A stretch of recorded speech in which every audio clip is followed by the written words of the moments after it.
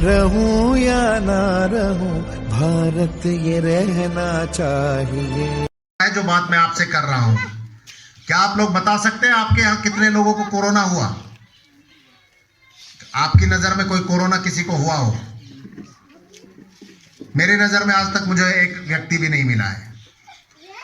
आपको भय दिखाकर भय की दुकान चलाई जाती है। कोरोना का मैं आपको समझाने का प्रयास करता हूं, आप इस बात को समझिएगा और आप सहमत भी होंगे। एजेंडा 2031 करके आप गूगल पर, कुछ लोग पढ़े लिखे होंगे तो जाइएगा, उसको डालिएगा। 100 वर्ष पहले एक नीति बनी थी और आगे 100 वर्ष की नीति तैयार है। आप समझते हैं कि भारत स्वतंत्र है, भारत में सब कुछ हमारे अनुसार होता है, ऐसा कुछ भी नहीं है। ना हमारे प्रधानमंत्री स्वतंत्र है, ना हम स्वतंत्र हैं। और इसको समझाने का प्रयास ऐसे करता हूं कि 2019 में दिसंबर में एक वायरस आता है जिसका नाम दिया जाता है कोरोना वायरस, जिसको ऑफिशियली नेम दिया गया कोविड-19। अब ये कोविड-19 क्या है? सर्टिफिकेट ऑफ वैक्सीनेशन आईडी 19 में आया, 2019 में, इसलिए 19 में उसको नाम दे दिया गया, फैलाया गया, उसको तरीके से फैलाया गया।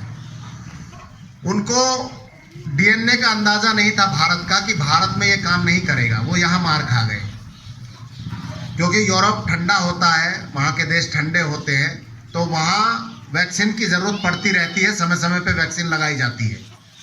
लेकिन भारत में सबसे बड़ा, अगर आप देखा जाए तो सैनिटाइजेशन के लिए सूर्य है। सूर्य में कभी भी कोई विषाणु पनप नहीं सकता है।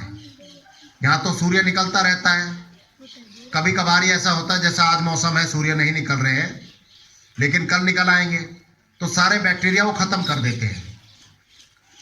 तो इस वैक्सीनेशन आईडी का क्या करेंगे कि अभी जब किसी को, मुझे कोरोना नजर नहीं आ रहा है, 12 लाख किसान आज दिल्ली के बॉर्डर पर बैठा हुआ है चारों तरफ, 12 लाख में से एक को भी कोरोना नहीं है। 12 लाख में से अगर किसी को एक को होता तो 12 लाख लोगों को मर जाना चाहिए था, अगर ये इसी गति से फैलता। मैं ट्रेन में आया हूं, ट्रेन में किसी को होता तो ट्रेन में सब लोगों को फैल जाना चाहिए था। गांव में आप लोग रह रहे हैं, एक दूसरे के संपर्क में आते हैं तो फैल के सारा गांव को मर जाना चाहिए था। झूठ क्या बोला जाता है कि ये आपके पास आने से फैलता है। मास्क लगाइए, मास्क के बारे में होम मिनिस्ट्री कह चुकी है, गृह मंत्रालय, कि ये मास्क से नहीं रुकता है, आरटीआई में कह चुकी है। जब नहीं रुकती है तो आप इसको पहना क्यों रहे हैं? आपका उद्देश्य क्या है? सैनिटाइजेशन का चलो ठीक है, हाथ साफ करने में कोई बुराई नहीं है, आप धोते रहिए हाथ, लेकिन सबसे बड़ी बात, जो मूल बात है कि वो ऐसा कर क्यों रहे हैं, उसका उद्देश्य ये है कि आप लोगों को कंट्रोल किया जा सके। भारत की आबादी 130-135 करोड़ है, जो पूरे विश्व में दूसरे नंबर पर आती है, पहले नंबर पर चाइना आता है। तो उन लोगों का ये टारगेट है। आप शायद मेरी बात पर अभी भरोसा ना करें, लेकिन आने वाले 4-5 वर्षों में आप इस बात को मान जाएंगे कि वो भारत में केवल 10 करोड़ लोग जीवित रखना चाहते हैं, बाकी 120 करोड़ 125 करोड़ लोगों को मार देना चाहते हैं।